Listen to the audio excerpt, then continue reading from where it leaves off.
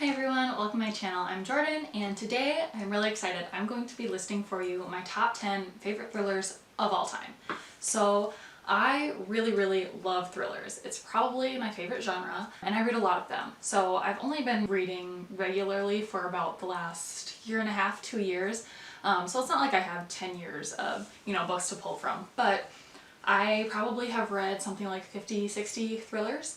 And so I definitely narrowed down what I love in thrillers, what I think makes a good thriller. And so I've got my top 10 here ready to recommend them to you and to tell you why I love them. Of course, with thrillers, I think that a lot of times it is best to go in pretty blind, so I'm gonna leave the synopses pretty vague. I definitely don't want to spoil anything for you. I think I'll tell you just enough to get you hooked. A little side story before we get started. So I had this list totally done and set a couple weeks ago and was ready to make this video, and then all of a sudden, about a week ago, I read a thriller that totally blew me out of the water and messed everything up. So I actually had to rearrange some things, and I have a top 10, but I also have an honorable mention here because I don't want to leave it off the list, but it doesn't crack my top 10 anymore. So that first book that I want to talk about is An Unwanted Guest by Sherry Lapina.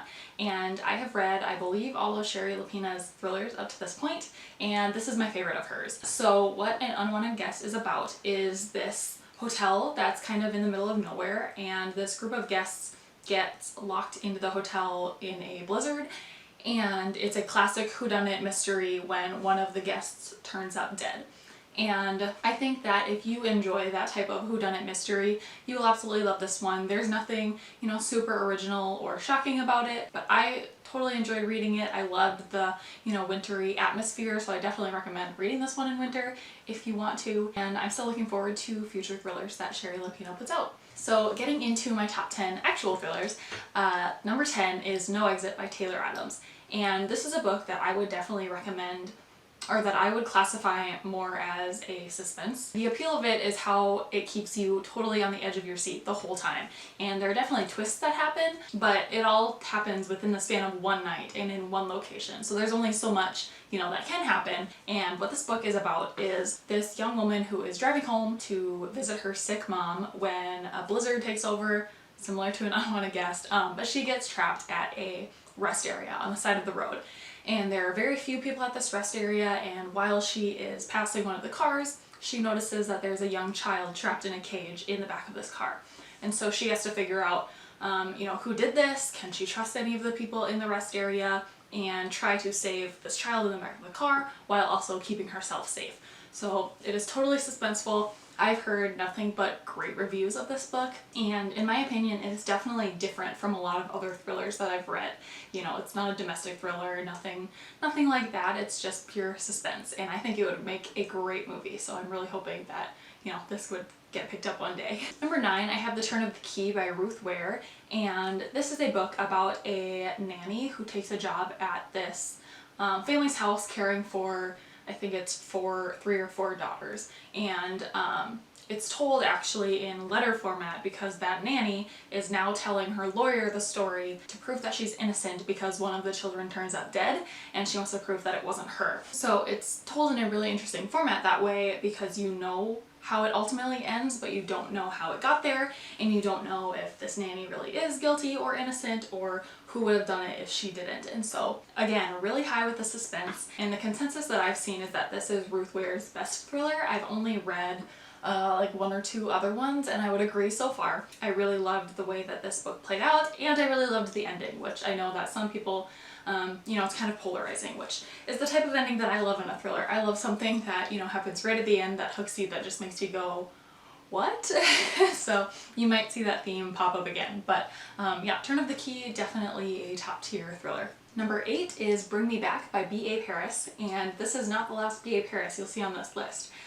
B.A. Paris is a thriller author that I absolutely love. And this is a domestic thriller that follows this couple, and the one is actually the sister of a girl that the husband used to date like something like 10 years earlier, but that girl disappeared. And so the sister doesn't know where she is, the old boyfriend, now husband, doesn't know where she is, and they're married now and kind of trying to unravel some secrets about each other's past and things like that. And I don't know if I read this book right now, if I would love it as much as I did back then. It was definitely one of the first thrillers that I read that was, you know, starting to get me into the genre, but it's definitely twisty, and at the time it surprised me. It does include some tropes that I don't really love, including, you know, the memory loss, woman crazy trope. I really hate reading that now in domestic thrillers, but at the time this was one of the first, I think, that I read that did that, and so it surprised me, and so I would definitely recommend this one to people who haven't read a ton of thrillers and who are maybe, you know, just starting to get into the genre, who, you know, wouldn't get bored of tropes that are now kind of overdone, in my opinion. Book number 7 is Behind Her Eyes by Sarah Pinborough, and this is a super polarizing thriller. This is about a woman who is out at a bar one night. She meets a man, they, you know, go home, have a one-night stand, whatever, and then she goes to work the next day and finds out that that man is her new boss. And on top of that, she also starts to develop a relationship with the boss's wife, and the boss doesn't know that. So this woman is kind of getting entangled in their marriage and, you know, some of their problems, and that's all I say. There's way more to the story. Like I said, it's polarizing, but again, I love those books that have twists throughout and at the end that just make you totally scratch your head, and this definitely does that. And I know it's super vague to say that this is polarizing and not say why, but I think it's just something that you have to read for yourself and to form an opinion on yourself, but oh my gosh, I loved it. Number 6 is kind of a cheat. It's actually 2 books. It's Dark Matter and Recursion, both by Blake Crouch. These are more sci-fi thrillers, and I lump them together because they are similar. They're not similar in plot, but just in, you know, writing style. They're by the same author, obviously, and just in the fact that they do have those sci-fi elements. And I would consider them thrillers still because they are very twisty. They make you wonder, you know, could something like this really happen? And what would you do in this situation? Dark Matter is about a man who is walking home one night when he is pulled into a dark alley and knocked unconscious, and when he wakes up, he's in a totally different life. His wife is not his wife anymore, his son doesn't exist, and he doesn't know why. And then Recursion is about a world where I think we follow like a police officer where he is investigating this syndrome called false memory syndrome, where people are starting to get memories of a life that they've never lived, and it's driving them crazy and pushing them to commit suicide because they can't stand, you know, these conflicting memories in their minds. Both of the books kind of have to deal with alternate realities, alternate timelines, and again, kind of those science fiction elements.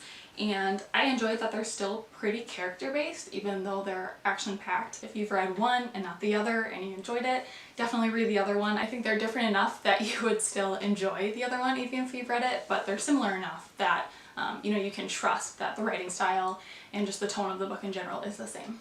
Number 5 is Gone Girl by Gillian Flynn, and this is a pretty popular book. I'm sure you've heard of it. If not the book, then probably the movie. I think they're both super well done, and this is one of the very first thrillers that I ever read. Definitely got me into thrillers, and if you haven't been spoiled for this book so far, definitely please read it. This is about a man who gets a call when he's at work one day and is told that his wife is missing. And it basically explores his life and how he's dealing with this, and he's made to look really guilty in the relationship. And then we also get journal entries from the wife in the past, and so you kind of learn about their history, how they met, and then how their relationship progressed, and then what has happened to her. It is a great thriller. It is my favorite Gillian Flynn that I've read. I think I've read all 3 that she's put out, and it's by far my favorite, but I know that there are a ton of fans of her other thrillers as well. Number 4, The Last Time I Lied by Riley Sager. And Riley Sager is another really popular thriller author. If you're in the thriller world, I'm sure you've heard of it, but this is actually one of his more underhyped thrillers. So it's his second that he's put out of 3, and then he has a 4th one coming out this summer, I think. His other 2 are Final Girls, which is definitely popular, and Lock Every Door, which is most people's favorites, I would say. But I think Last Time I Lied is underrated and definitely my favorite. This follows a woman who went to a summer camp something like 15 years ago, and while she was at that summer camp, her 3 bunkmates went missing and were never found, and because of that, the camp shut down. And then here in the present day, 15 years later, this woman is offered the chance to go back to that camp as it's reopening for the first time, and she'll be like a counselor instructor there. And so she decides to do that to get some answers, or to try to get some answers on what happened that summer, and to help boost the camp's image and reputation and kind of get it back up and running again after that tragedy. Again, really suspenseful, really fun vibes because it is set at a summer camp. And so if you enjoy, you know, camping, summer camp, I think you'll really enjoy this. And I loved the twists in this. I think the ending was very smart and well wrapped up. And so if you have read Bradley Sager before but haven't read this one, I definitely recommend. I think it's his best. But also just fans for general thrillers, I think this one is complex but easily digestible, even if you're someone who hasn't necessarily read a ton of thrillers in the past. Book number 3, previously number 2 on my list, is Behind Closed Doors by B.A. Paris. So this is my favorite B.A. Paris book that I have read so far, and it's actually pretty different from a lot of thrillers just in general. It's a lot more slow moving, and it's a little less twisty and a lot more character driven. So you are following this woman who has gotten married to this man, and after they get married, she finds out that he is not the man that she thought he was.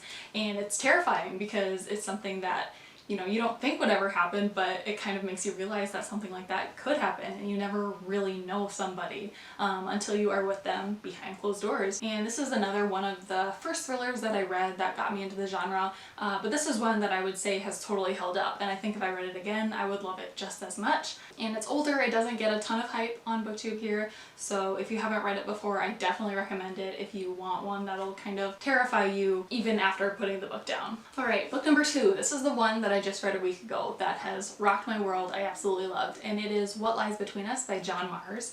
This is a book about 2 women who are living in a house together, but they do not get along, and one woman is trapped there, and we are finding out why. And that's all I want to say. It hasn't, the book, when does it come out? The book just came out yesterday when I'm filming this, which is May 15th, so I definitely don't want to say too much about it because people are just starting to pick it up now. I definitely recommend going into this blind. I will say that this reminds me a lot of Behind Closed Doors. It does similar things of really being a character study to the characters and wondering how far will they go with each other, and a ton of reveals, a ton of twists, things kind of get dug up that you are definitely not expecting.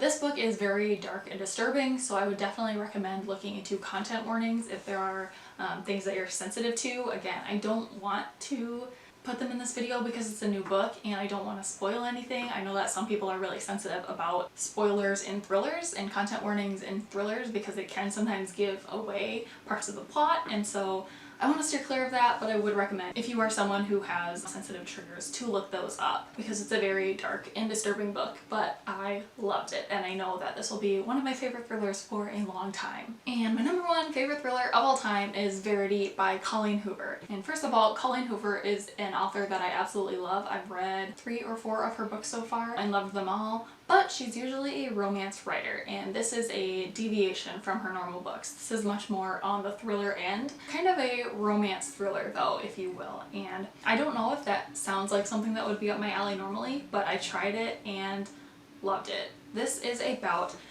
a woman she's a writer, and she is hired to continue writing a series by a very popular author who's been in an accident and isn't able to complete her own series. And so this woman that we're following moves into that author's house and digs into, you know, her office and her notes about the series so that she can continue writing it, and she discovers some interesting things. And that's all I'll say. I loved reading it. It was one of those books that I could not put down, and even after I did put it down, I was thinking about it for weeks and weeks after. And I've recommended this book to a lot of my friends in real life who are looking for thrillers to read, and they've all loved it. I've seen mixed reviews online. I think it's just because people have some differing expectations going into a Colleen Hoover book, and that might be why. But I would recommend this to people who are new to thrillers, people who are thriller veterans. I think it's, you know, unique enough that you're not You don't know what to expect from the story. It's my number one. I don't know if anything will ever overcome it or if I want anything to ever overcome it. But yeah, those are my favorite thrillers of all time. I would love to know your favorite thrillers if you want to list them in the comments. I'm always looking for recommendations. Thrillers are my favorite, and so I always want to know what other people love. So with that, thank you for watching this video. I hope you enjoyed, and I will see you in my next one.